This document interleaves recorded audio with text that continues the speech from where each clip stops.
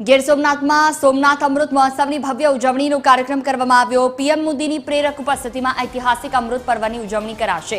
સોમનાથ મંદિરની પ્રાણ પ્રતિષ્ઠાના 75 વર્ષ પૂર્ણ થતા ભવ્ય અમૃત મહોત્સવ ઉજવવામાં આવ્યો છે। 1951ના પ્રાણ પ્રતિષ્ઠા મહોત્સવની યાદો 84 વર્ષીય ભાસ્કરભાઈ વૈદ્ય વાગોળી છે। વર્ષ 1951માં 10 વર્ષની ઉંમરે ભાસ્કરભાઈએ ભક્તિનો મહાસાગર નિહાળ્યો હતો। 101 તોપોના ગડગડાટ વચ્ચે સોમનાથમાં ભક્તિ અને ગૌરવની લાગણી પ્રસરી।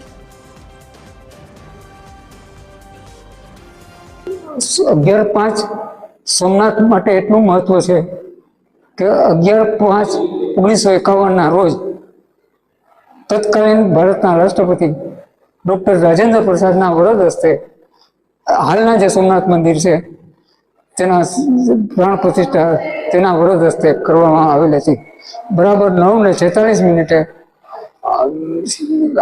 પ્રાણ પ્રતિષ્ઠા થઈ હતી અને એ સમયે સમુદ્રમાં અર્ધચંદ્રાકાર આકારમાં કેટલીય બોટો ગોઠવાયેલી હતી અને જય સોમનાથના નારા લગાવ્યા હતા। ઉપરાંત 101 તોપની સલામી આપવામાં આવી હતી।